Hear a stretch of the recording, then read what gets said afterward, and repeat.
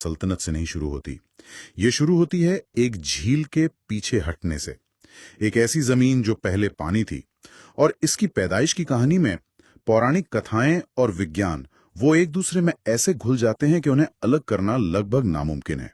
और ये कहानी हमें सबसे पहले मिलती है कश्मीर के सबसे पुराने ग्रंथ नीलमत पुराण में। आप कल्पना कीजिए, हजारों साल पहले आज की ये जो खूबसूरत घाटी है, ये एक बहुत बड़ी झील हुआ करती थी। विशाल झील। हाँ, जिसका नाम था सतीसर, यानी देवी सती या पार्वती की झील। इतनी बड़ी कि उसने पूरी घाटी को ढक रखा था। बस आसपास के जो ऊंचे पहाड़ हैं वो पानी के ऊपर दिखते थे। और उस गहरे पानी में एक जल राक्षस रहता था, जलोद्भव, जिसका मतलब ही है जल से जन्मा। हाँ, जल से जन्मा। वो पानी की ही एक शक्ति था और अपने एलिमेंट में यानी पानी में वो अजेय था। उसे कोई नहीं हरा सकता था। वो आसपास की जमीनों पर रहने वाले लोगों को बहुत आतंकित करता था, लेकिन पानी में कोई उसका सामना नहीं कर पाता था। तो ये सिर्फ एक राक्षस की कहानी नहीं है, ये शायद प्रकृति की उस अनियंत्रित शक्ति का प्रतीक है, जब धरती पे इंसानों का जोर नहीं चलता था। बिल्कुल। तो जब ये आतंक बहुत बढ़ गया, तब ऋषि कश्यप ने हस्तक्षेप किया। कहा जाता है कि उन्होंने देवताओं से मदद मांगी और फिर अपने त्रिशूल से वरामूला यानी आज के बारामूला की पहाड़ी पर प्रहार किया। और वो कोई साधारण प्रहार नहीं था। नहीं, उस एक चोट से पहाड़ में एक दर्रा बन गया, एक रास्ता खुल गया और उस रास्ते से सतीसर झील का सारा पानी एक प्रचंड बहाव के साथ बाहर निकलने लगा। धीरे धीरे पानी का स्तर कम होता गया, जमीन सामने आने लगी और जलोद्भव, पानी के बिना वो शक्तिहीन होकर मारा गया। और इस तरह एक झील के सूखने से एक घाटी का जन्म हुआ। वाह, मतलब एक पूरी की पूरी आबादी वाली घाटी एक झील के सूखने से बनी। ये कहानी सुनने में बहुत खूबसूरत है, एक पावरफुल मिथ है, लेकिन ये एक पौराणिक कथा ही है ना? यहीं पर कश्मीर की कहानी असाधारण हो जाती है। यहाँ पौराणिक कथा और आधुनिक भूविज्ञान यानी मॉडर्न जियोलॉजी हाथ मिलाते हैं। अच्छा, कैसे? वैज्ञानिकों के मुताबिक प्लेस्टोसिन एपॉक में, मतलब आज से लगभग कोई 20 लाख साल पहले, ये घाटी सच में एक बहुत बड़ी झील के पानी के नीचे डूबी हुई थी। एक मिनट, आप ये कह रहे हैं कि जियोलॉजी भी यही मानती है? बिल्कुल। जियोलॉजी हमें बताती है कि जमीन के अंदर की प्लेटों की हलचल, जिसे हम टेक्टोनिक शिफ्ट्स कहते हैं, उसकी वजह से पीर पंजाल के पहाड़ ऊपर उठे और इस घाटी का पानी रुक गया। तो एक विशाल झील बन गए। हाँ, और फिर एक और भूगर्भीय घटना की वजह से बारामूला के पास का हिस्सा धंस गया, ठीक उसी जगह जहां पुराण में जिक्र है, और एक रास्ता बना जिससे घाटी का पानी धीरे धीरे बाहर निकल गया। ये तो अविश्वसनीय है। तो मतलब नीलमत पुराण में जो लिखा है वो सिर्फ एक कहानी नहीं, बल्कि एक जियोलॉजिकल इवेंट की याद है जो हजारों सालों से कहानियों के रूप में जिंदा है। This is incredible. Exactly, it's like collective memory encoded as myth. ये हमें बताता है कि हमारे पूर्वज अपने आसपास की दुनिया को कितने ध्यान से देखते थे। विज्ञान ने जिस बात को इंस्ट्रूमेंट से हजारों साल बाद साबित किया, उन्होंने उसे अपनी आंखों से देखकर एक कहानी में पिरो दिया। कहानी और विज्ञान दोनों एक ही नतीजे पर पहुंचते हैं। तो जब वो विशाल झील सूख गई तो उसने अपनी कोई निशानों, कोई विरासत तो पीछे छोड़ी होगी। हाँ, और वो विरासत आज भी कश्मीर की जमीन का सबसे उपजाऊ, सबसे कीमती हिस्सा है। उस विरासत का नाम है करेवा। स्थानीय भाषा में वुडर भी कहते हैं। अच्छा, करेवा। ये उस पुरानी झील की तली है जो अब जमीन के ऊपर है। रेत, मिट्टी और गाद से बने ऊंचे समतल टीले हैं ये। और जहाँ तक मुझे याद है, इन करेवा की एक और बहुत बड़ी खासियत है जो कश्मीर की पहचान से जुड़ी है। आपने बिल्कुल सही बका। ये करेवा दुनिया की अकेली ऐसी जगह है जहां दुनिया का सबसे बेहतरीन केसर यानी सैफ्रॉन उगता है। उस प्राचीन झील की मिट्टी में जो खास खनिज हैं, वो इस केसर को इसका अनोखा रंग, खुशबू और गुण देते हैं। वाह, तो जब भी कोई कश्मीरी केसर का इस्तेमाल करता है, वो असल में उस प्राचीन सतीसर झील की मिट्टी का एक अंश इस्तेमाल कर रहा होता है, पानी से बनी जमीन। तो क्या कश्मीर नाम का मतलब भी कहीं इसी पानी की कहानी से जुड़ा है? ये एक बहुत स्वाभाविक सवाल है और इसका जवाब भी उतना ही दिलचस्प है। नाम की उत्पत्ति को लेकर 3 मुख्य थ्योरी हैं। पहली है डेसिकेशन थ्योरी, यानी सुखाने की प्रक्रिया। संस्कृत में क का मतलब है पानी और शिमिर का मतलब है सुखाना। तो कश्मीर मतलब पानी से सुखाई गई जमीन। हाँ, ये तो सीधे सीधे उस जियोलॉजिकल इवेंट से जुड़ता है। और दूसरी थ्योरी से ऋषि कश्यप से जुड़ती है। कश्यपमर या कश्यपसर यानी कश्यप की जगह या कश्यप की झील। और कुछ पुराणों में इसका शुरुआती नाम सती देश भी मिलता है, यानी सती की भूमि, जो सीधे सतीसर झील से जुड़ता है। तो ये नाम तो स्थानीय परंपरा और भाषा से निकले हैं। क्या दुनिया के बाकी लोग भी इसे किसी नाम से जानते थे? ये जानना बहुत जरूरी है, क्योंकि इससे ये साबित होता है कि कश्मीर प्राचीन दुनिया में कोई अलग अलग जगह नहीं था। प्राचीन ग्रीक इतिहासकार हेकेटियस ने 500 ईसा पूर्व में इसे कस पेपिरोस कहा। इतिहास के पिता हेरोडोटस ने इसे कस्पेटिरोस कहा, और पहली सदी के मशहूर कार्टोग्राफर टॉलमी के बनाए नक्शे पर ये जगह कस्पेरिया के नाम से दर्ज थी। ये सब जानना बहुत दिलचस्प है, खासकर टॉलमी और हेरोडोटस के हवाले। लेकिन मेरे मन में एक सवाल आ रहा है, ये सब बातें हमें इतनी सटीकता से मिलती कहाँ से हैं? What are the sources? Kashmir की खुशकिस्मती है कि उसके पास लिखित इतिहास के दो ऐसे मजबूत स्तंभ हैं जो मिथक और तथ्य के बीच का पुल बनाते हैं।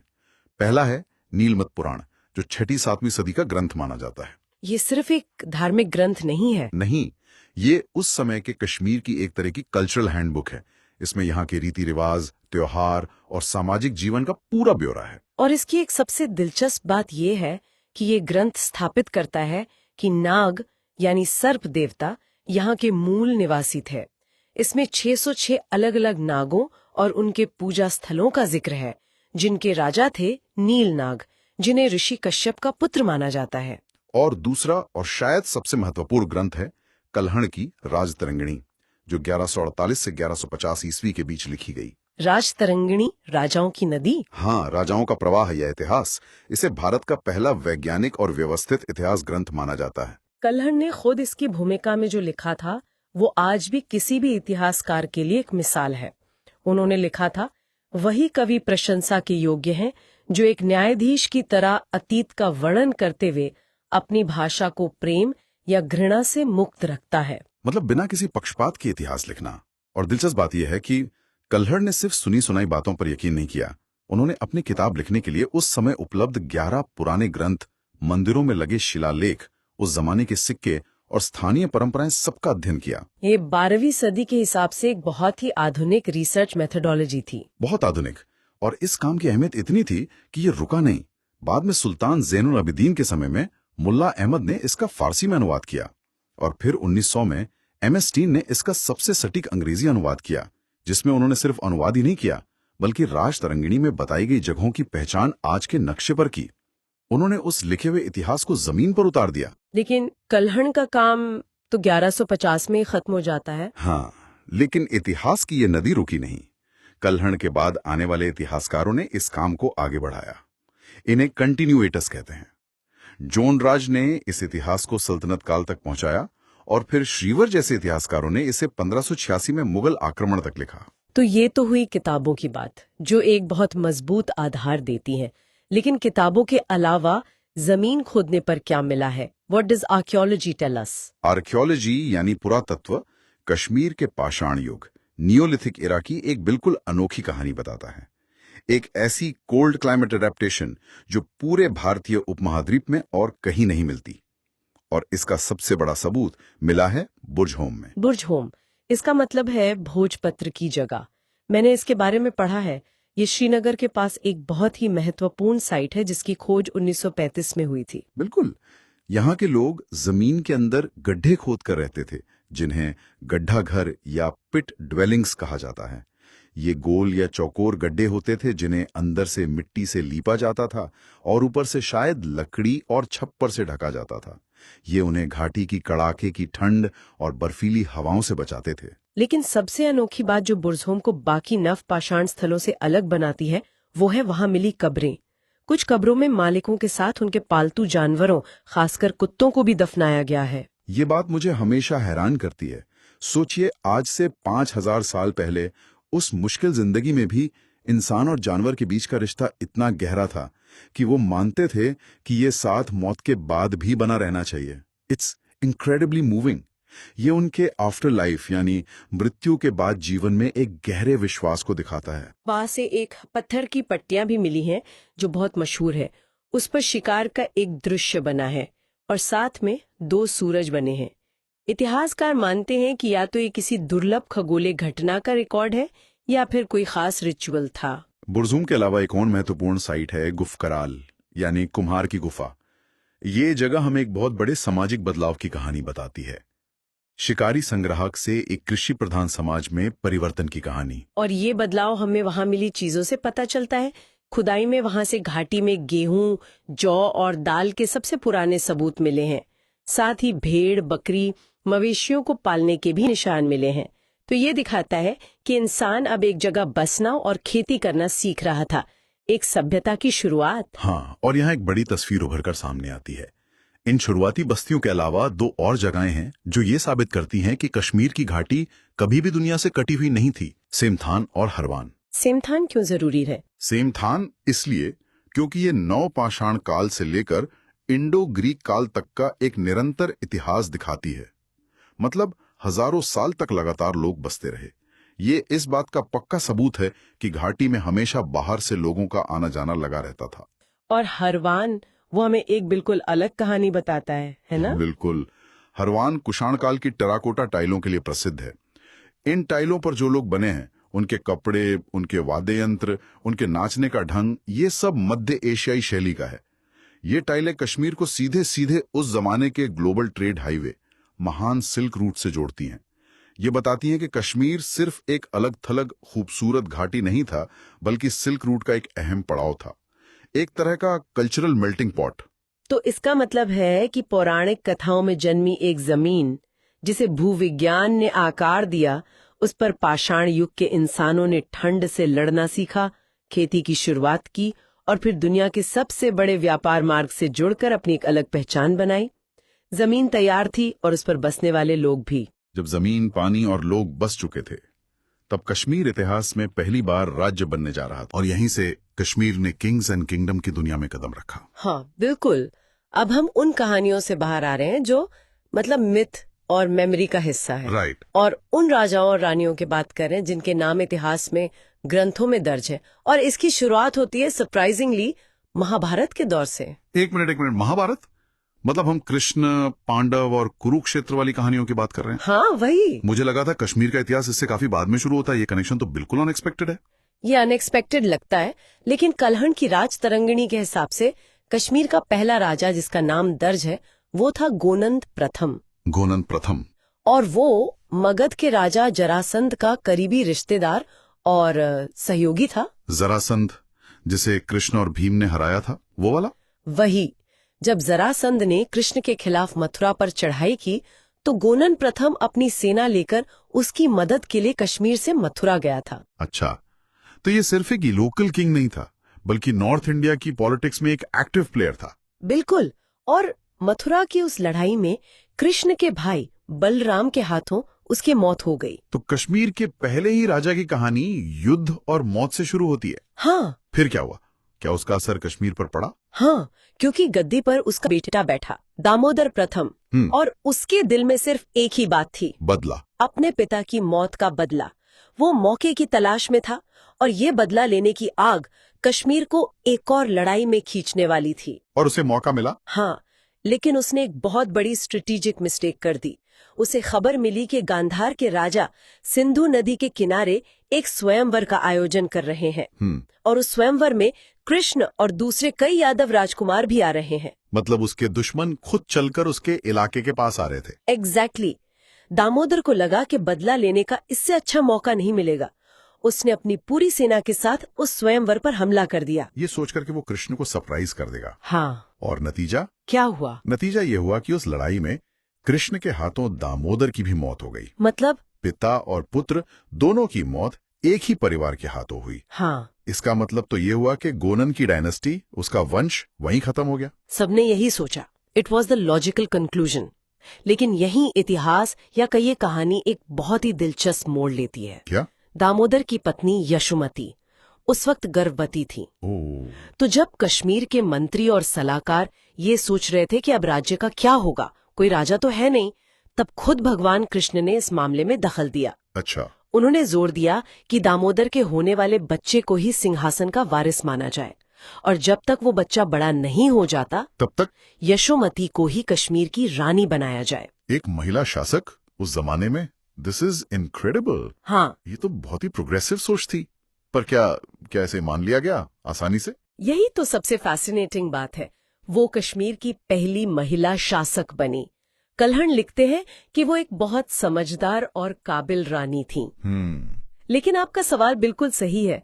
उस दौर की कंजर्वेटिव समाज में एक महिला के शासन को स्वीकार करवाना आसान नहीं था। रेजिस्टेंस तो जरूर हुआ होगा। तो उसे जस्टिफाई कैसे किया गया? समाज को कैसे मनाया गया? यहाँ पर माइथोलॉजी का बहुत खूबसूरती से इस्तेमाल किया गया। कल्हण लिखते हैं कि लोगों को ये समझाया गया कि कश्मीर की धरती देवी पार्वती का रूप है और उसका राजा शिव का अंश। अच्छा, तो जब कश्मीर खुद देवी का स्वरूप है तो उस पर एक स्त्री का शासन करना तो बिल्कुल स्वाभाविक और सही है। वाह! मतलब उस दौर में धर्म और माइथोलॉजी का इस्तेमाल सिर्फ पूजा पाठ के लिए नहीं, बल्कि सोशल इंजीनियरिंग और पॉलिटिकल लेजिटिमेसी के लिए भी किया जा रहा था। बिल्कुल, ये सिर्फ एक कहानी नहीं है, ये उस समय की पॉलिटिकल जीनियस को दिखाता है। तो ये शुरुआती राजा महाराजाओं की कहानियां हैं जो महाभारत से जुड़ी हैं, पर ये अभी भी एक रीजनल स्टोरी लगती है। कश्मीर भारतीय उपमहाद्वीप के नक्शे पर एक बड़ी ताकत के तौर पर कब और कैसे उभरा? बड़ा बदलाव आया 3री सदी ईसा पूर्व में मौर्य साम्राज्य के साथ। मौर्यन एम्पायर। हाँ, जब सम्राट अशोक ने कश्मीर को अपने विशाल साम्राज्य का हिस्सा बनाया। ये कश्मीर के लिए एक टर्निंग पॉइंट था। द ग्रेट अशोका, उनका नाम तो पूरे भारत के इतिहास से जुड़ा है। उन्होंने कश्मीर में क्या किया? अशोक का सबसे बड़ा कंट्रीब्यूशन था शहरीकरण। उन्होंने ही श्रीनगर की नींव रखी। अच्छा, उस वक्त उसे श्रीनगरी कहते थे। हालांकि ये आज के श्रीनगर की लोकेशन पर नहीं था, बल्कि थोड़ा दूर पांद्रेठन के पास था। पांद्रेठन? पांद्रेठन असल में पुरानाधिष्ठान शब्द से बना है, जिसका मतलब होता है the old capital. Okay, the old capital. और धर्म को लेकर अशोक का नाम तो बौद्ध धर्म के प्रचार से जुड़ा है। हाँ, और उन्होंने कश्मीर में भी यही किया। उन्होंने घाटी में बौद्ध धर्म का बहुत प्रचार किया। कहा जाता है कि उन्होंने करीब 500 विहार यानी मॉनेस्ट्रीज बनवाए। 500? लेकिन, और ये बहुत इंटरेस्टिंग डिटेल है, वो खुद शिव भक्त भी थे। बौद्ध धर्म अपनाने के बाद भी? हाँ, उन्होंने अपनी शैव मान्यताओं को नहीं छोड़ा। उन्होंने श्रीनगर में विजयेश्वर मंदिर भी बनवाया, जो आज के बीजोबिहारा में है। ये तो एक तरह का कोएग्जिस्टेंस है, मतलब उनका पर्सनल फेथ और स्टेट पॉलिसी अलग अलग चीजें थी। बिल्कुल। पर अशोक के बाद उनके बेटे जल्लुका का जिक्र है। क्या वो भी अपने पिता के रास्ते पर चले? बिल्कुल नहीं। जल्लुका अपने पिता के बिल्कुल उलट थे। वो कट्टर शैव थे, मतलब अ वेरी स्ट्रॉन्ग शैवाइट। अच्छा। उन्होंने बौद्ध धर्म को कोई खास बढ़ावा नहीं दिया। उनका फोकस धर्म से ज्यादा मिलिट्री पावर और एडमिनिस्ट्रेशन पर था। उन्होंने घाटी से म्लेच्छों को बाहर निकाला। म्लेच्छों, इसका क्या मतलब है? म्लेच्छ ये उस समय का शब्द था जो उन लोगों के लिए इस्तेमाल होता था जो वैदिक संस्कृति के दायरे से बाहर के माने जाते थे। आउटसाइडर्स? हाँ, इस केस में शायद ये ग्रीक या शक शासकों के लिए था जो उस समय उस इलाके में घुसपैठ कर रहे थे। लेकिन जलूका का सबसे बड़ा कंट्रीब्यूशन था एडमिनिस्ट्रेशन। एडमिनिस्ट्रेशन मतलब हम पहली बार टैक्स कलेक्टर्स, जजेस और एक प्रॉपर आर्मी की बात कर रहे हैं। आपने बिल्कुल सही समझा। इससे पहले राजशाही तो थी, लेकिन सरकार चलाने का कोई व्यवस्थित ढांचा नहीं था। राइट। जलूका ने मौर्यों के अर्थशास्त्र पर बेस्ड 18 सरकारी दफ्तर बनाए, जिन्हें कर्म स्थान कहा गया। इसमें न्याय विभाग, राजस्व विभाग, सेना सब कुछ शामिल था। वाह! ये सिस्टम इतना इफेक्टिव था कि ये आने वाली सदियों तक कश्मीर के शासन का ब्लूप्रिंट बना रहा। तो मौर्यों ने कश्मीर को एक सरकारी ढांचा दिया, एक ब्लूप्रिंट। लेकिन किसी भी सभ्यता की महानता सिर्फ उसके एडमिनिस्ट्रेशन से नहीं, बल्कि उसकी सोच, उसके कल्चर और ज्ञान से भी होती है। तो इस फ्रंट पर कश्मीर में अगला बड़ा कदम कब रखा गया? इसके लिए हमें पहली दूसरी सदी में आना होगा, कुषाणों के दौर में। The Kushans. हाँ, और अगर मौर्यों का दौर एडमिनिस्ट्रेशन के लिए जाना जाता है, तो कुषाणों का दौर कश्मीर का गोल्डन एज ऑफ इंटेलेक्चुअलिज्म माना जाता है। ज्ञान और दर्शन का स्वर्ण युग? ऐसा क्या हुआ था? देखिए, पहले तो कुषाण राजाओं हुश्क, जुश्क और सबसे प्रसिद्ध कनिष्क ने घाटी में बड़े पैमाने पर निर्माण कार्य किया। उन्होंने 3 नए शहर बसाए, हुश्कपुर जो आज का उश्कुर है, जुश्कपुर आज का जुकुर और कनिष्कपुर आज का कनिस्पुरा। ये आज भी हैं? हाँ, ये शहर आज भी इम्पोर्टेंट आर्कियोलॉजिकल साइट्स हैं। लेकिन उस दौर की सबसे बड़ी, सबसे महत्वपूर्ण घटना थी चौथी बौद्ध संगीति, फोर्थ बुद्धिस्ट काउंसिल, बौद्ध धर्म की सबसे बड़ी कॉन्फ्रेंस, और वो कश्मीर में हुई। हाँ, कुंडलवन नाम की जगह पर। ज्यादातर इतिहासकार मानते हैं कि ये जगह श्रीनगर के पास का आज का हरवन है। अच्छा। ये वो जगह थी जहां एशिया भर से लगभग 500 बौद्ध विद्वान, भिक्षु और दार्शनिक महीनों तक एक साथ रहे। 500 स्कॉलर्स। या कौन थे इसमें बड़े नाम? इसकी अध्यक्षता वसुमित्र ने की और महान कवि और दार्शनिक अश्वघोष इसके उपाध्यक्ष थे। अश्वघोष। सिर्फ इतना ही नहीं, शायद उस दौर के सबसे बड़े बौद्ध दार्शनिक नागार्जुन, जिन्होंने शून्यवाद का सिद्धांत दिया, हाँ, नागार्जुन, वो भी इसी दौर में हरवन में रहते थे और इस संगीति का हिस्सा थे। ये इंटेलेक्चुअल जायंट्स का जमावड़ा था। So this was like an ancient world Davos for philosophy. तो इतने बड़े बड़े विद्वान एक साथ आए, इसका नतीजा क्या निकला? What was the outcome? यहीं पर महायान बौद्ध धर्म को औपचारिक रूप दिया गया, उसे सिस्टमेटाइज किया गया। अच्छा, महायान बुद्धिज्म। हाँ, बौद्ध धर्म की इस नई ब्रांच को फिलॉसफी और टेक्स्ट के साथ फॉर्मलाइज किया गया। इस काउंसिल में जो लंबी चर्चाएं हुई, जो बहस हुई और जो फैसले लिए गए, उन्हें विभाषा शास्त्र नाम के ग्रंथों में संकलित किया गया। विभाषा शास्त्र। हाँ, और कहते हैं कि इन ग्रंथों को, जो महायान दर्शन का फाउंडेशन है, तांबे की प्लेटों पर खुदवाया गया था। तांबे की प्लेट्स पर? ताकि वो हमेशा के लिए सुरक्षित रहे, और फिर उन प्लेट्स को एक स्तूप के नीचे दफना दिया गया। मतलब एक तरह का हिस्टोरिकल टाइम कैप्सूल। क्या वो मिली हैं? नहीं, आज तक नहीं। आज तक नहीं मिली। वो आज भी कश्मीर की जमीन के नीचे कहीं दफन है, ज्ञान का एक खोया हुआ खजाना। तो ये सब बहुत अच्छा चल रहा था, एडमिनिस्ट्रेशन था, इंटेलेक्चुअलिज्म था, एक शांति का माहौल था। लेकिन शांति का ये दौर हमेशा नहीं रहा। 6ठी सदी आते आते सेंट्रल एशिया से हूणों का कहर घाटी पर टूटा। द हून्स। ये कश्मीर के इतिहास का एक डार्क एज था, एक ऐसा दौर जब ज्ञान की जगह खौफ ने ले ली। मैंने इनका नाम सुना है, अटेला दहुन वाला। ये बहुत क्रूर माने जाते थे। बहुत। उनका राजा था मिहिरकुल। कल्हण तो उसे त्रिकोटियाहान कहते हैं, यानी 3 करोड़ लोगों का हत्यारा। 3 करोड़? ये शायद बड़ा चढ़ाकर कहा गया हो, पर इससे उसकी इमेज का पता चलता है। आधुनिक इतिहासकार उसे भारत का अटेला भी कहते हैं। वो शिव की पूजा करता था, लेकिन उसका धर्म सिर्फ और सिर्फ हिंसा थी, अनरिस्ट्रेन्ड क्रूअल्टी। किस तरह की हिंसा? मतलब आम लोगों पर क्या गुजरी होगी? कल्हण उसके बारे में एक दहला देने वाली कहानी बताते हैं, एक ऐसी कहानी जो उसकी शख्सियत को, उसके टेरर को बयान करती है। कहते हैं कि एक बार मिहिरकुर अपनी सेना के साथ पीर पंजाल के दर्रे से गुजर रहा था। तभी उसका एक हाथी फिसलकर खाई में गिर गया। जब हाथी नीचे गिरा तो उसकी चीखने की एक भयानक आवाज पूरी घाटी में गूंजी। Oh God! मिहिरकुल को उस हाथी की दर्दनाक चीख सुनने में मजा आया। क्या? उसने अपने सैनिकों को हुक्म दिया कि एक एक करके 100 और हाथियों को उसी खाई में धकेल दिया जाए। 100 हाथियों को? सिर्फ इसलिए क्योंकि उसे उनकी चीखने की आवाज सुनने में आनंद आ रहा था। ये तो अनबिलीवेबल है। ये सत्ता का नहीं बल्कि साइकोपैथी का उदाहरण लगता है। हाँ, ऐसे माहौल में समाज कैसा दिखता होगा? लोग जीते कैसे होंगे? ये तो प्योर टेरर था। हाँ, ये खौफ का राज था, जहाँ इंसान या जानवर की जान की कोई कीमत नहीं थी, जहाँ राजा का मनोरंजन दूसरों का दर्द था। तो इस जुल्म का अंत कैसे हुआ? मध्य भारत के राजाओं के एक संघ ने उसे एक बड़ी लड़ाई में हराया। वो हारकर वापस कश्मीर भाग आया। यहाँ के राजा ने उसे पनाह दी, लेकिन मिहिरकुल ने धोखे से उसी राजा को मारकर गद्दी छीन ली और अपनी मौत तक यही जुल्म करता रहा। हाँ, इस खौफ के बाद, इस अंधेरे के बाद, क्या घाटी को फिर कभी सुकून मिला? How does a place recover from such trauma? मिला। इतिहास की यही खासियत है, हर अंधेरी रात के बाद सुबह होती है। मिहिरकुल के बाद एक ऐसे राजा आए जो उसके बिल्कुल उलट थे। कौन? राजा मेघवाहन। वो एक डिवाउट बुद्धिस्ट थे और शांति और अहिंसा में यकीन रखते थे। तो उन्होंने क्या किया इस दहशत की मेमोरी को मिटाने के लिए? उन्होंने आते ही सबसे पहला काम ये किया कि अपने पूरे राज्य में जानवरों की हत्या पर पूरी तरह पाबंदी लगा दी। वाओ! ये सिर्फ एक कानून नहीं था, ये मिहिरकुल की हिंसा के खिलाफ एक सिंबॉलिक रिजेक्शन था।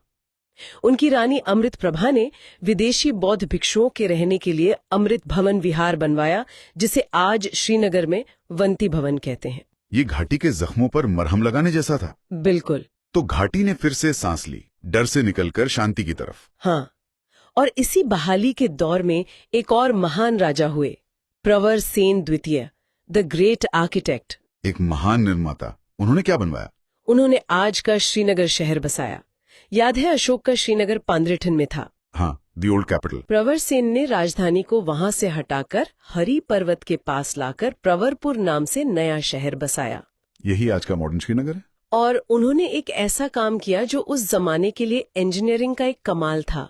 उन्होंने झेलम नदी पर नावों का नहीं बल्कि लकड़ी के खंभों पर टिका पहला पक्का पुल बनवाया, बृहद सेतु, द ग्रेट ब्रिज। एक पुल। हाँ, आज हमें एक पुल बहुत सामान्य लगता है, लेकिन उस जमाने में बिना मॉडर्न मशीनरी के नदी के तेज बहाव के बीच एक मजबूत स्ट्रक्चर खड़ा करना एक बहुत बड़ी अचीवमेंट थी। सही बात है। ये दिखाता है कि उस दौर में सिर्फ फिलॉसफी ही नहीं, टेक्नोलॉजी भी डेवलप हो रही थी। लेकिन ये सिर्फ एक पुल नहीं था।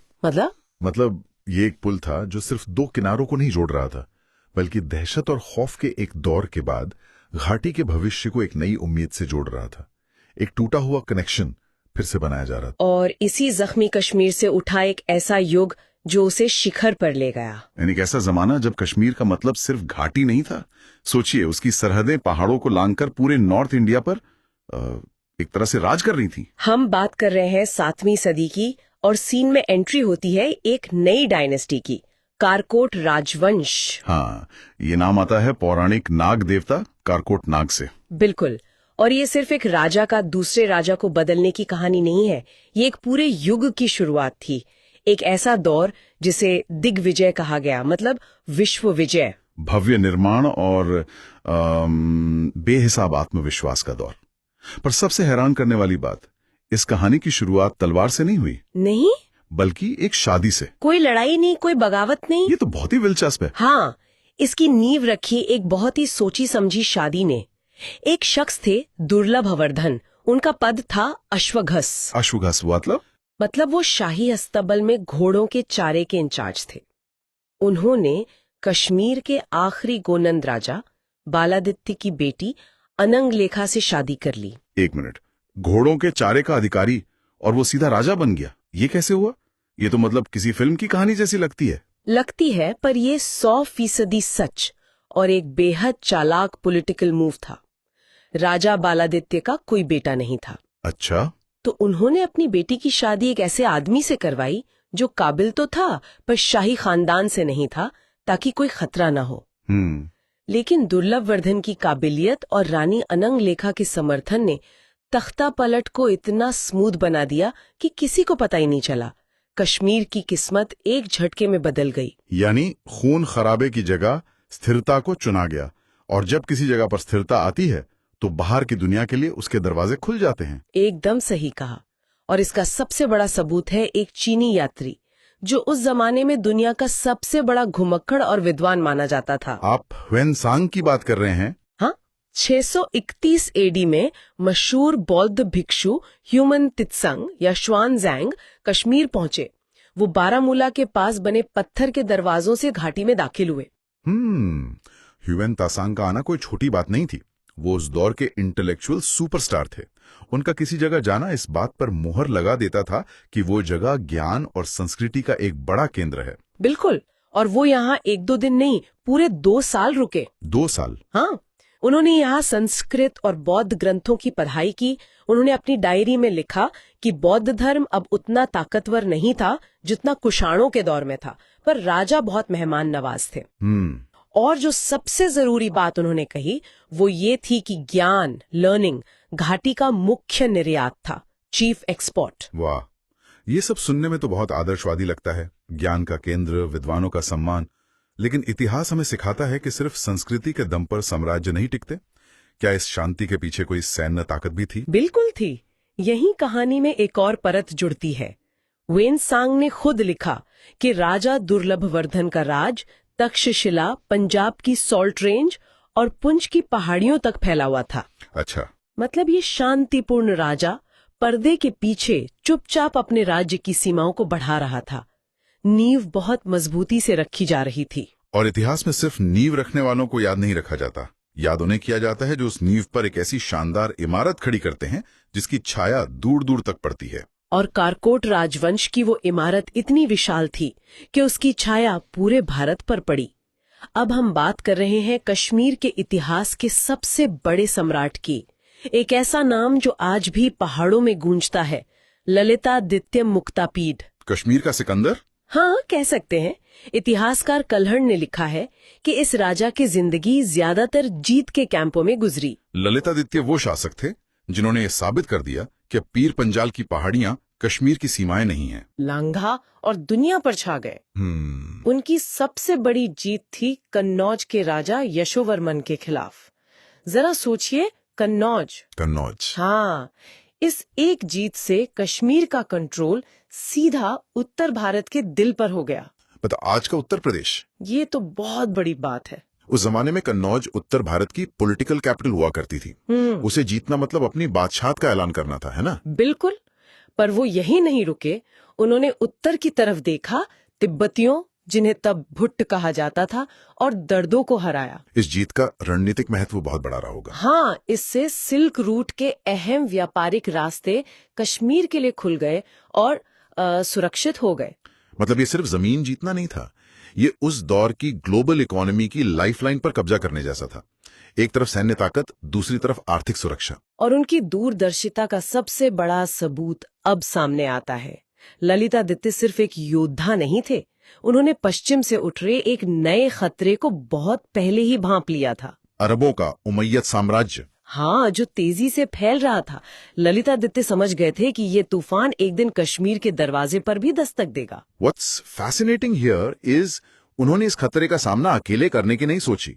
एक अच्छा योद्धा लड़ता है, पर एक महान राजा कूटनीति का इस्तेमाल करता है। बिल्कुल, उन्होंने चीन के शक्तिशाली तांग राजवंश के पास एक हाई लेवल एम्बेसी भेजी। मकसद है एक स्ट्रेटेजिक अलायंस बनाना। ये दिखाता है कि वो एक योद्धा होने के साथ साथ एक वर्ल्ड क्लास डिप्लोमैट भी थे। चीन से मदद मांगना कोई कमजोरी की निशानी नहीं थी। ये दिखाता है कि ललितादित्य अपने दुश्मन के दुश्मन को अपना दोस्त बनाने की कला जानते थे।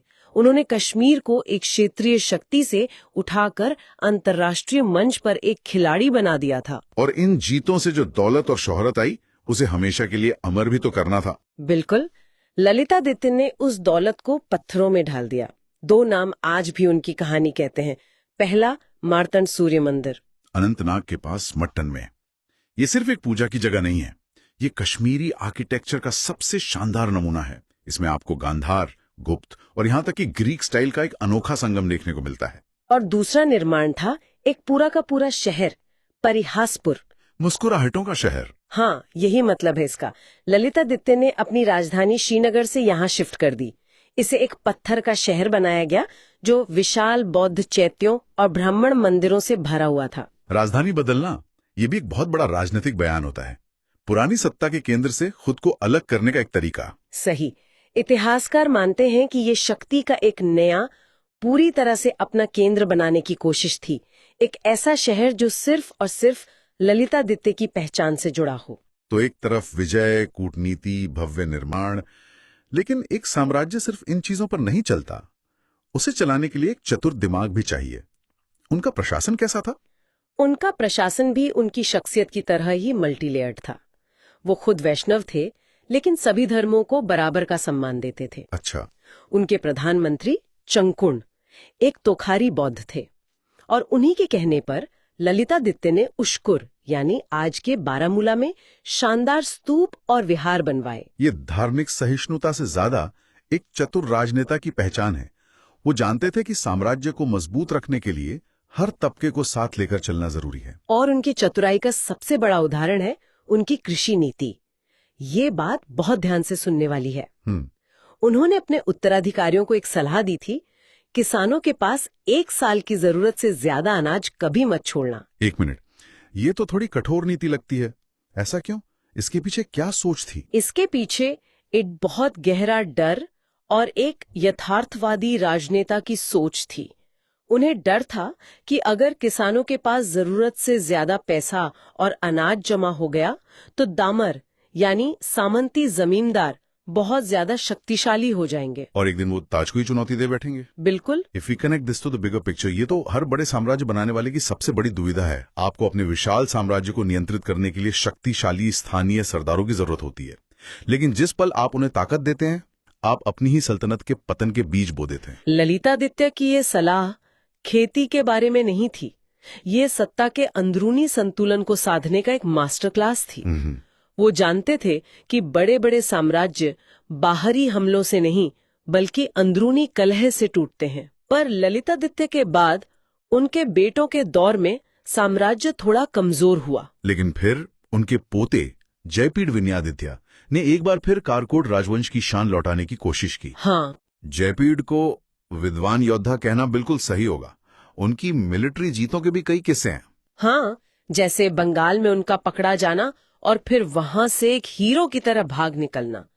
लेकिन उनकी असली विरासत तलवार से नहीं, कलम से लिखी गई। बिल्कुल, उन्होंने कश्मीर को फिर से शारदा का आसन यानी ज्ञान का केंद्र बना दिया। उन्होंने पूरे भारत से विद्वानों को अपने दरबार में आने का न्योता दिया और उनके दरबार में एक से बढ़कर एक हीरे थे। जैसे वामन। हाँ, जो उस समय के महान भाषाविद थे, उद्भट जो उनके दरबार के मुख्य विद्वान थे, और एक नाम है दामोदर गुप्त का। इनकी एक किताब का जिक्र करना बहुत जरूरी है। कौन सी किताब? कुटनीमत। कुटनीमत मतलब? एक वैश्या की सीख। वाह, ये तो काफी चौंकाने वाला टाइटल है। शाही दरबार में ऐसी किताब। शीर्षक जरूर चौंकाने वाला है, पर इतिहासकारों के लिए ये किताब किसी खजाने से कम नहीं है। क्यों, ऐसा क्या खास है इसमें? This raises an important question. हम इतिहास को जानते कैसे हैं? शाही दस्तावेज हमें सिर्फ राजाओं और लड़ाइयों के बारे में बताते हैं। सही बात है। लेकिन समाज कैसा था? आम लोग क्या पहनते थे, कैसे बात करते थे? इसका जवाब हमें कुटनीमत जैसी किताबों से मिलता है। ये 8वीं सदी के कश्मीर की आत्मा में झांकने की एक खिड़की है। तो एक तरफ जयबीर युद्ध लड़ रहे थे और दूसरी तरफ उनके दरबार में साहित्य और समाज पर इतनी गहरी किताबें लिखी जा रही थी। सच में ये एक पुनर्जागरण का दौर था। लेकिन हर महान राजवंश की कहानी की तरह कारकोट राजवंश की कहानी का भी अंत होना था, और अंत की वजह वही निकली जिसकी चेतावनी ललितादित्य सालों पहले दे गए थे। दामर। हाँ, वही दामर। कमजोर उत्तराधिकारी और जमींदारों की बढ़ती ताकत। ललितादित्य की भविष्यवाणी सच साबित हुई। जमींदार इतने ताकतवर हो गए कि राजा सिर्फ नाम के रह गए और असली ताकत उनके हाथ में आ गई। इस राजवंश के आखिरी उल्लेखनीय राजा थे अजितपीड। उनके शासनकाल में असली शक्ति मंत्रियों के एक परिवार, उत्पल परिवार के हाथों में चली गई थी। और इसी परिवार ने कश्मीर के इतिहास के अगले महान अध्याय की नींव रखी। सत्ता बदल रही थी, कारकोट का सूरज डूब रहा था। पर जब तलवार रुकती है और राज्य अंदर से कमजोर होता है, तब कहानी पलट जाती है। जब साम्राज्य थक जाता है, तब उसे तलवार नहीं, अक्ल बचाती है। कारकोट साम्राज्य की शानदार इमारत वो अब ढह चुकी थी। उसकी जगह ले रहा था एक नया वंश, उत्पल वंश। और इस वंश की कहानी जंग के मैदानों में नहीं बल्कि कश्मीर की नदियों, खेतों और दरबारों में लिखी जानी थी। ये कहानी है तलवार से ज्यादा दिमाग के इस्तेमाल की। तो 9वीं सदी के मध्य तक आते आते कारकोट साम्राज्य अपने ही बोझ तले दब गया था। मतलब इंटरनल कोलैप्स। एग्जैक्टली। वजह कोई बड़ी जंग नहीं थी, बल्कि एक अंदरूनी थकावट थी। राजा कमजोर हो रहे थे और उनसे ज्यादा ताकतवर हो रहे थे लोकल फ्यूडल लॉर्ड्स, जिन्हें दामर कहा जाता था। ये दामर, ये बड़े जमींदार थे, राइट? हाँ, बिल्कुल। इनके पास अपनी जमीन, अपने लोग, अपनी छोटी मोटी सेनाएं थीं। तो पूरा का पूरा एडमिनिस्ट्रेशन थक चुका था। एक मिनट, लेकिन इतना पावरफुल एम्पायर ललितादित्य का बनाया हुआ, जो मध्य एशिया तक पहुंच गया था, वो इतनी जल्दी बिना किसी बड़ी बाहरी हार के अंदर से कैसे टूट गया? ये बात थोड़ी हैरान करती है। यही तो असल बात है। इसे कहते हैं एडमिनिस्ट्रेटिव फिटीग। जब साम्राज्य बहुत ज्यादा फैल जाता है तो उसे एक साथ रखना, उसे कंट्रोल करना बहुत मुश्किल हो जाता है। ललितादित्य के बाद जो राजा आए, वो उस विशाल स्ट्रक्चर को संभाल नहीं पाए। सेंट्रल अथॉरिटी मतलब श्रीनगर में बैठे राजा की ताकत कमजोर पड़ने लगे। और जैसे ही केंद्र कमजोर हुआ, इन स्थानीय दामरों ने सिर उठाना शुरू कर दिया। सत्ता धीरे धीरे श्रीनगर के दरबार से खिसक कर इन दामरों की गड़ियों में पहुंचने लगी। और इसी बिखराव के बीच 855 एडी में अवंती वर्मन ने उत्पल वंश की नींव रखी, अपने काबिल प्रधानमंत्री सूर की मदद से। हाँ, पर उनका मकसद कारकोटों की तरह दुनिया जीतना नहीं था, बल्कि बिखरे हुए कश्मीर को जोड़ना था, उसे हील करना था। और उनकी फिलॉसफी बहुत साफ थी। अवंती वर्मन ये अच्छी तरह जानते थे कि भूखी घाटी कभी एक स्थिर राज्य नहीं बन सकती। सही बात है। Hunger, floods, fear. हियर जब लोग रोज इन चीजों से जूझ रहे हों तो वो राजा के वफादार नहीं हो सकते, वो सिर्फ जिंदा रहने की लड़ाई लड़ते हैं। तो उन्होंने आते ही सबसे पहला और उस जमाने के हिसाब से सबसे रेवोल्यूशनरी फैसला लिया। सारी विदेशी जंगें रोक दी। नो मोर फॉरेन वॉर्स। हाँ, पूरा ध्यान 100% फोकस सिर्फ कश्मीर की जमीन, यहाँ के पानी और यहाँ के लोगों पर लगा दिया। ये मिलिट्री ग्लोरी से फूड सिक्योरिटी पर एक रेडिकल शिफ्ट था। उस दौर में एक आम इंसान की जिंदगी सोचकर देखिए। वितस्ता यानी आज की झेलम नदी में इतनी गाद और पत्थर भर गए थे कि नदी का पानी आगे बढ़ ही नहीं पा रहा था। तो नतीजा? पूरी घाटी एक दलदल, एक स्वैम्प बन चुकी थी। हाँ, खेत महीनों तक पानी में डूबे रहते, फसलें खेतों में ही सड़ जाती और अकाल, फैमिन एक आम बात थी। हर तरफ पानी, सड़न और बीमारी का माहौल था। और यही वजह है कि अवंती वर्मन का दौर इतना जरूरी हो जाता है। जब पेट भरता है तभी दिमाग कला और साहित्य के बारे में सोचता है। बिल्कुल। अवंती वर्मन के शांत शासन में कश्मीर में ज्ञान का एक सुनहरा दौर आया। उनके दरबार में थे रत्नाकर, जिन्होंने संस्कृत का सबसे लंबा महाकाव्य लिखा, हर विजय। सोचिए, एक ऐसा माहौल जहां एक पोएट को इतनी बड़ी क्रिएशन पर काम करने का समय और सुकून मिल रहा है। और थे आनंदवर्धन, ध्वन्यालोक के लेखक। उन्होंने ध्वनि का सिद्धांत दिया कि शब्दों के पीछे छुपे हुए अर्थ, अ डीपर सजेस्टेड मीनिंग, ही असली खूबसूरती है। ये पॉइंट बहुत जरूरी है। ये सिर्फ साहित्य की बात नहीं है। जब समाज को रोज की रोटी और जान के खतरे से निजात मिलती है, तभी वो शब्दों के छिपे हुए गहरे अर्थों को तलाशने की इंटेलेक्चुअल लग्जरी अफोर्ड कर सकता है। ध्वनि का सिद्धांत खुद इस बात का सबूत है कि अवंती वर्मन का शासन सिर्फ पेट नहीं बल्कि दिमाग और आत्मा को भी खुराक दे रहा था। इसी दौर में उन्होंने अपनी नई राजधानी अवंतीपुर बसाई और वहां 2 शानदार मंदिर बनवाए। एक अपने लिए अवंती स्वामी मंदिर जो विष्णु को समर्पित था, और दूसरा अपने वफादार मंत्री सुय्या के लिए अवंतीश्वर मंदिर जो शिव को समर्पित था। ये सिर्फ इमारतें नहीं थीं, ये उस नई स्टेबिलिटी और प्रॉस्पेरिटी के सिंबल थे। लेकिन इस प्रॉस्पेरिटी की असली कहानी एक ऐसे इंसान ने लिखी जिसका नाम राजाओं की लिस्ट में नहीं आता। सुय्या। हाँ, अगर ललितादित्य कश्मीर के सिकंदर थे तो सुय्या उसके आर्किमिडीज थे। एक ऐसा इंसान जिसके बारे में कहा जाता है कि वो कूड़ेदान में मिला था। एक मिनट, कूड़ेदान में? क्या ये सचमुच हुआ था या ये सिर्फ एक कहानी है जो ये बताने के लिए बनाई गई कि टैलेंट कहीं से भी आ सकता है? ये कहना मुश्किल है।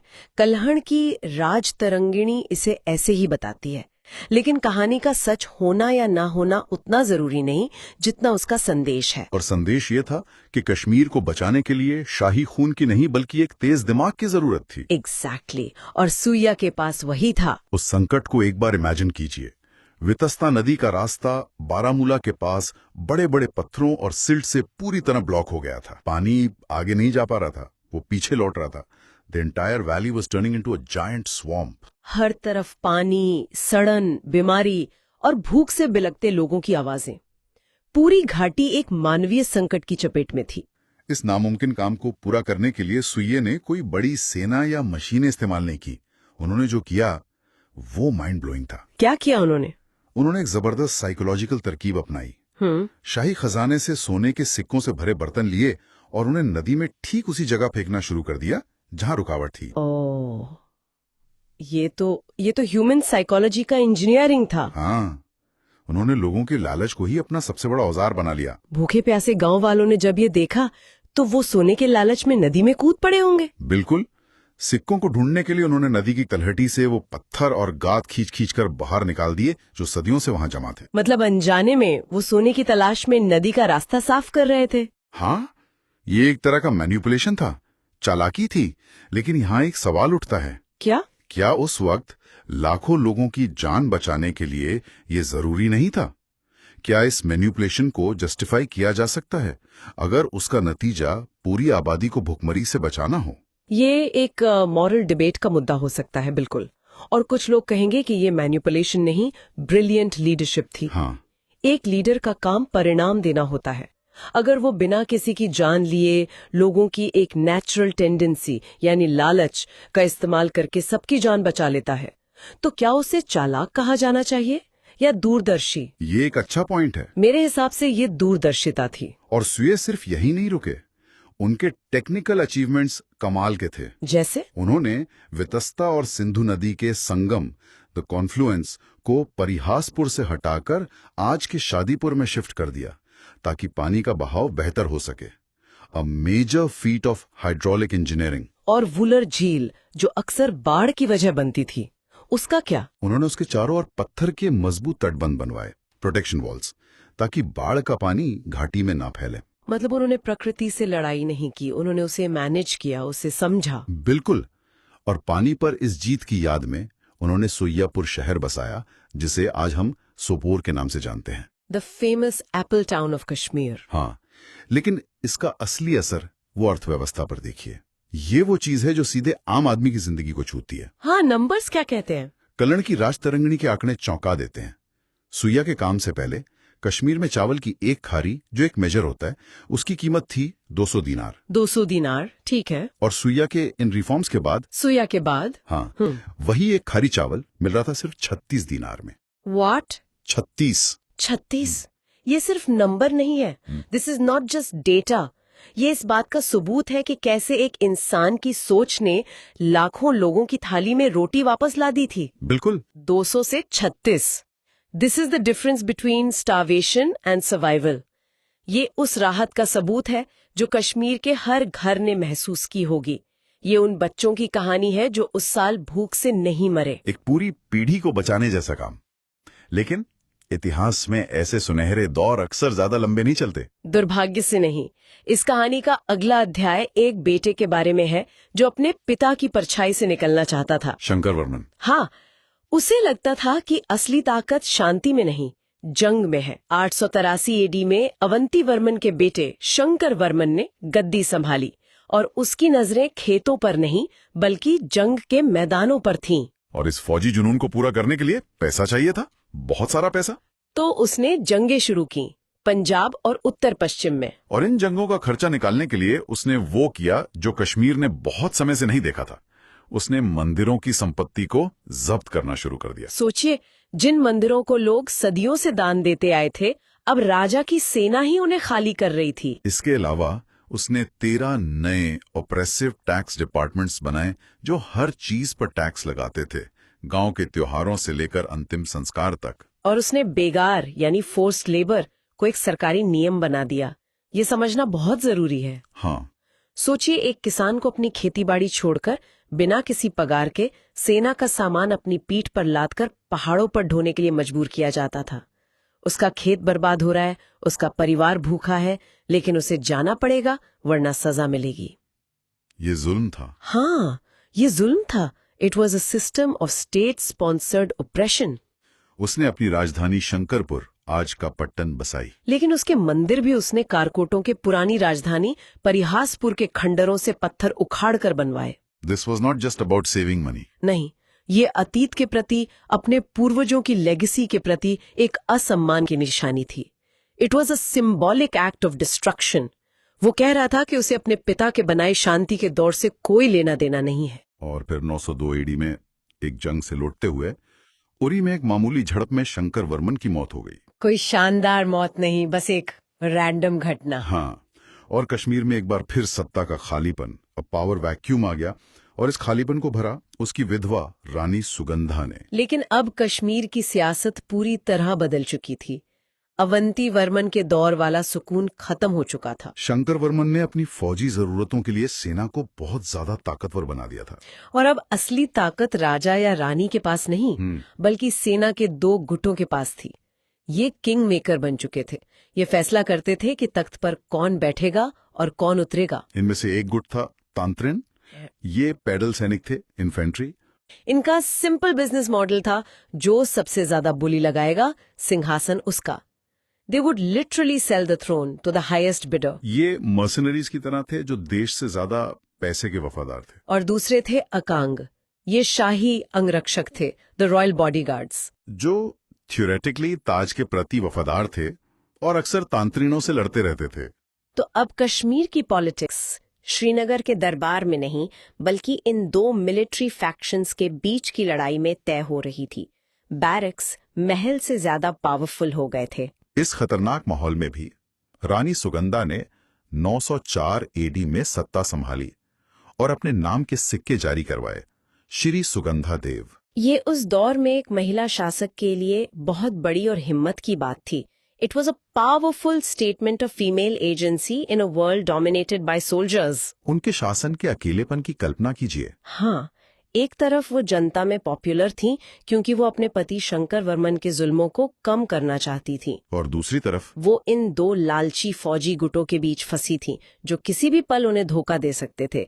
She was walking a tight rope with enemies on all sides. वो एक ऐसा खेल खेलने की कोशिश कर रही थी जिसके नियम अब सिपाही लिख रहे थे, रानी नहीं। और आखिर में वही हुआ जिसका डर था। अंतनोद ने ज्यादा पैसे के लालच में उनके खिलाफ बगावत कर दी। उन्होंने रानी सुगंधा को सत्ता से हटा दिया और बाद में उन्हें मार डाला। ये सिर्फ एक रानी की हार नहीं थी। नहीं, ये कश्मीर में दशकों तक चलने वाली उस फौजी अराजकता, दैट मिलिट्री एनार्की की शुरुआत थी, जहां राजा बैरकों में तय किए जाते थे और मार दिए जाते थे।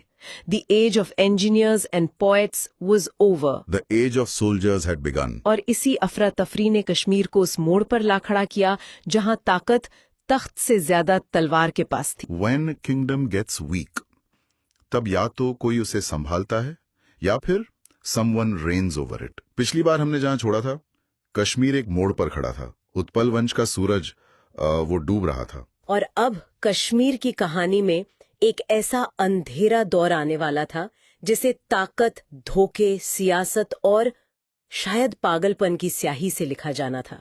ये वो वक्त था जब एक औरत ने अपनी सियासत से सबको झुका दिया और एक राजा ने अपनी ही सल्तनत को लगभग तबाह कर दिया। ये दौर असल में कश्मीर के इतिहास का सबसे जटिल और शायद सबसे विरोधाभासी दौर है। बिल्कुल, यहाँ हमें पावर अपने सबसे क्रूर, सबसे नंगे रूप में दिखती है। ये एक सर्वाइवल की लड़ाई है। हाँ, जहाँ सही और गलत के मायने वो खत्म हो जाते हैं। और इस कहानी की शुरुआत होती है एक ऐसी रानी से जिसका नाम था दिद्दा। रानी दिद्दा, कुछ लोग उन्हें कश्मीर की कैथरीन द ग्रेट भी कहते हैं। वो लोहारा के राजा की बेटी और काबुल के शक्तिशाली हिंदू शाही राजा भीम शाही की पोती थी। लेकिन उनकी सबसे बड़ी पहचान वो उनकी सियासत थी, जो किसी भी हद तक जा सकती थी। तो दिद्दा की कहानी वो शुरू होती है उनकी शादी से, राजा क्षेमगुप्त के साथ। हाँ, और ये कोई रोमांटिक कहानी नहीं थी, ये एक पॉलिटिकल, एक स्ट्रेटेजिक मूव था। दिद्दा इतनी हावी थी कि राजा का मजाक दिद्दा क्षेम कहकर उड़ाया जाता था। ये सिर्फ मजाक नहीं था, ये हकीकत थी। उस दौर के सिक्कों पर बाकायदा दिक्षेमगुप्त लिखा मिलता है। मतलब ये एक तरह का ऑफिशियल स्टैम्प था कि राज कौन चला रहा है। एग्जैक्टली, कि राज असल में दिद्दा ही चला रही थी। लेकिन असली कहानी तो क्षेमगुप्त की मौत के बाद शुरू होती है। बिल्कुल, दिद्दा पहले अपने बेटे अभिमन्यु की रीजेंट बनी, यानी संरक्षक। हाँ, और फिर एक एक करके अपने 3 पोतों नंदीगुप्त, त्रिभुवनगुप्त और भीमगुप्त की संरक्षक बनी। पर जैसे जैसे वो बड़े होते गए, दिद्दा को अपनी कुर्सी छीनने का डर सताने लगा। और यहीं हमें दिद्दा की साइकोलॉजी को गहराई से समझना होगा। मतलब ये सिर्फ सत्ता का लालच नहीं था। नहीं, ये उससे कहीं ज्यादा था। सोचिए, एक महिला शासक जो शायद शारीरिक रूप से भी थोड़ी अक्षम थी, और जिसे दरबार के बड़े बड़े पुरुष मंत्री और दामार, मतलब जमींदार, वो हिकारत से देखते थे। तो उनके लिए सत्ता सिर्फ एक ओहदा नहीं थी। नहीं, वो उसका वजूद थी, उसकी पहचान थी। ये उस दौर के पावर स्ट्रक्चर को तोड़ने की कोशिश थी एक पुरुष प्रधान दरबार में। किसी पर भी भरोसा करना नामुमकिन था। मतलब उनके अपने पोते भी उनके लिए सिर्फ रिश्तेदार नहीं थे, नहीं, वो संभावित विद्रोही थे जिन्हें पुराने मंत्री अपने फायदे के लिए कभी भी इस्तेमाल कर सकते थे। तो उनका हर फैसला, चाहे वो कितना भी क्रूर लगे, एक ठंडी, सोची समझी राजनीतिक मजबूरी थी। सत्ता खोने का डर किसी भी डर से बड़ा था। और इस डर का नतीजा बहुत भयानक निकला। हाँ, कल्हण लिखते हैं कि दिद्दा ने एक एक करके अपने 3 पोतों को रास्ते से हटा दिया। हाँ, पहले नंदगुप्त, हाँ, फिर त्रिभुवनगुप्त और आखिर में भीमगुप्त।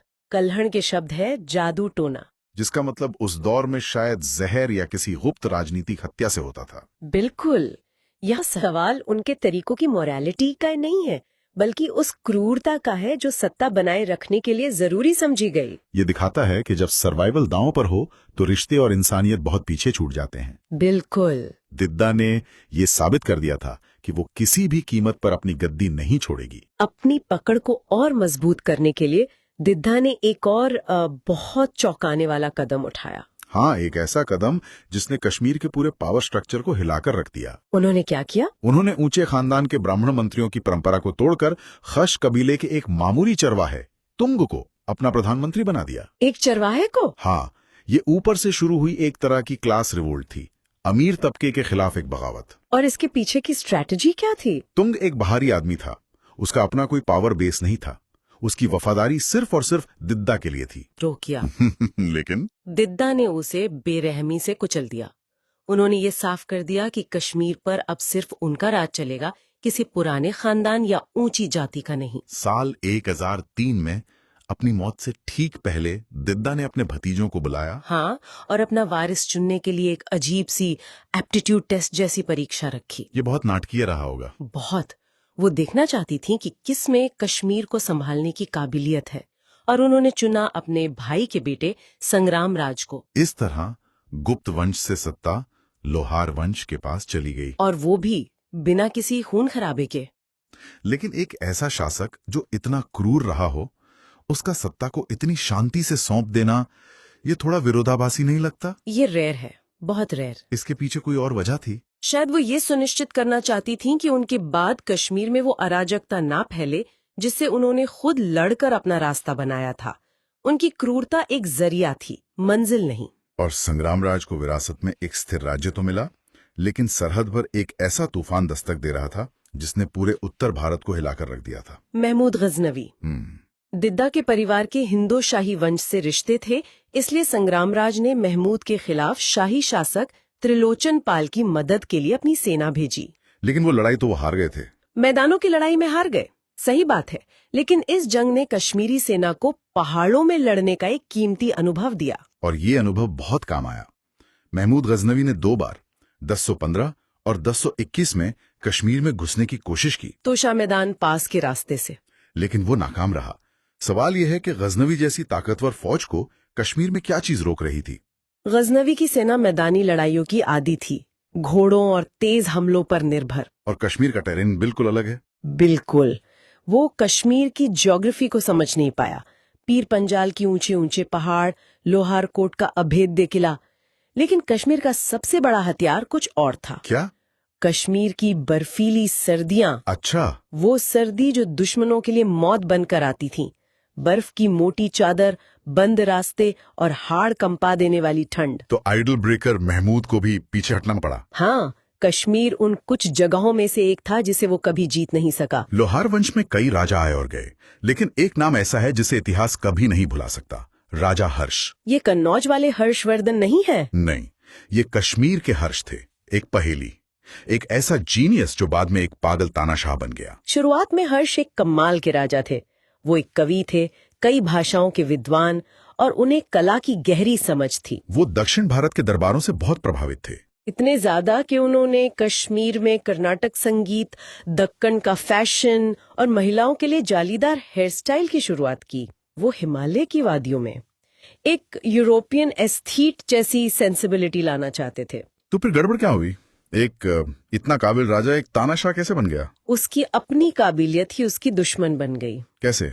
उसकी शानो शौकत, उसकी नाकाम लड़ाइयां, इन सब ने शाही खजाना पूरी तरह खाली कर दिया। और तब पैसे की हताशा में हर्ष ने वो किया जो हिंदू इतिहास में किसी ने सोचा भी नहीं था। क्या किया उन्होंने? वो एक आइकॉनोक्लास्ट यानी मूर्ति भंजक बन गया। एक हिंदू राजा और मूर्ति भंजक, ये कैसे हो सकता है? हाँ, और ये कोई चोरी छिपे की गई लूट नहीं थी। मतलब? उन्होंने खजाना भरने के लिए मंदिरों को सिस्टमैटिकली लूटना शुरू कर दिया। इसके लिए बाकायदा एक सरकारी ऑफिस बनाया गया, एक खास मंत्री का पद। कौन सा पद? देवोत्पाटन नायक। देवोत्पाटन नायक यानी देवताओं को उखाड़ने वाला अफसर। ये तो कल्पना से भी परे है। समाज ने इस पर प्रतिक्रिया कैसे दी? ये उस समाज के लिए गहरा सदमा था। ये सिर्फ पैसों की बात नहीं थी, ये उनकी आस्था पर सीधा हमला था। इसी वजह से कल्हण, जो खुद एक हिंदू थे, उन्हें अपनी किताब में तुरुष्क कहते हैं। 1 मिनट, जब कल्हण हर्ष को तुरुष्क कहते हैं तो क्या इसका मतलब ये है कि उसने इस्लाम कबूल कर लिया था? नहीं, बिल्कुल नहीं। वो उसे धर्म से तुरुष्क नहीं कह रहे, तो फिर? वो उसके कर्मों की वजह से कह रहे हैं। मंदिरों को तोड़ने का काम उस वक्त तुर्क आक्रमणकारी कर रहे थे, तो कल्हण कह रहे हैं कि हमारा हिंदू राजा भी वही काम कर रहा है जो बाहर के आक्रमणकारी कर रहे हैं। अच्छा, तो ये एक तरह का कल्चरल और कर्मिक लेबल था। एग्जैक्टली। दिलचस्प बात यह है कि हर्ष ने तुर्की स्टाइल के कपड़े और पगड़ियां भी श्रीनगर के एलीट क्लास में पॉपुलर कर दी थी। तो ये धर्म बदलने की बात नहीं थी, ये कर्म बदलने की बात थी। और इस कहानी का अंत भी उतना ही भयानक हुआ। एक जीनियस का ऐसा पतन, ये एक क्लासिक ट्रेजेडी है। हर्ष के जुल्मों ने बिखरे हुए दामारों यानी जमींदारों को एक कर दिया। उच्छल और सुस्सल नाम के दो भाइयों ने बगावत कर दी। राजधानी जला दी गई और राजा हर्ष, जो कश्मीर में एक नई संस्कृति लाना चाहते थे, उन्हें एक भिखारी की झोपड़ी में छिपना पड़ा, जहां उन्हें ढूंढकर मार दिया गया। ये कहानी आज के लीडर्स के लिए भी एक सबक है। बिल्कुल। जब आप अपनी छवि को अपनी प्रजा की भलाई से ऊपर रखने लगते हैं, तो आपका पतन निश्चित है। हर्ष की मौत के बाद कश्मीर में फिर से अफरा तफरी का माहौल था।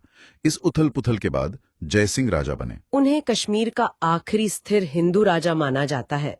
उनका ज्यादातर राज वो हर्ष के दिए जख्मों को भरने में गुजरा। मंदिर दोबारा बनवाए गए, समाज में शांति लाने की कोशिश की गई। लेकिन जयसिंह के दौर की सबसे बड़ी देन है इतिहास का लिखा जाना। उन्हीं के राज में 1148 से 1150 के बीच कल्हण ने राज तरंगिनी पूरी की। और सबसे दिलचस्प बात यह है कि कल्हण के पिता चंपक उसी राजा हर्ष के एक वफादार मंत्री थे। यही वो कनेक्शन है जो राज तरंगिणी को दुनिया के बाकी ऐतिहासिक ग्रंथों से अलग बनाता है। कैसे? कल्हण को सिर्फ किताबी ज्ञान नहीं मिला, उन्हें शाही दरबार के सबसे गुप्त दस्तावेजों, अंदर की बातों और उन लोगों से सीधे बात करने का मौका मिला जिन्होंने उस दौर को अपनी आंखों से देखा था। वो एक इनसाइडर थे। बिल्कुल, इसीलिए वो राजाओं की तारीफ करने के साथ साथ उनकी तीखी आलोचना भी कर पाए। वो सिर्फ इतिहास लिख नहीं रहे थे, वो इतिहास जी रहे थे। ये सोचना भी अजीब है, अगर कल्हण ना होते तो क्या होता? अगर कल्हण ना होते तो क्या हम दिद्धा के डर, हर्ष के पागलपन या कश्मीर के उस दौर की सच्चाई में से कुछ भी जान पाते? शायद नहीं। हम सिर्फ अंधेरे में अंदाजे लगा रहे होते। राज तरंगिणी के बिना कश्मीर का ये पूरा दौर शायद हमेशा के लिए खो जाता। सत्ता, सियासत, पागलपन और इतिहास, हमने इस सफर में कश्मीर की कई सदियों को जिया। हमने देखा कि कैसे सल्तनतें बनती और बिगड़ती हैं। लेकिन इतिहास सिर्फ राजाओं और उनकी लड़ाइयों की कहानी नहीं है। नहीं, ये उन कहानियों का भी जिक्र है जो अक्सर पीछे छूट जाती हैं। शायद इसीलिए सदियों बाद कश्मीर की पहचान राजा हर्ष जैसे शासकों से नहीं, बल्कि एक कवयित्री रानी हबा खातून और कश्मीर के आखिरी बादशाह यूसुफ शाह चक की मोहब्बत की अधूरी दास्तान से जुड़ी है। एक ऐसी कहानी जो आज भी कश्मीर की वादियों में गूंजती है। और शायद उन कहानियों पर बात फिर कभी होगी।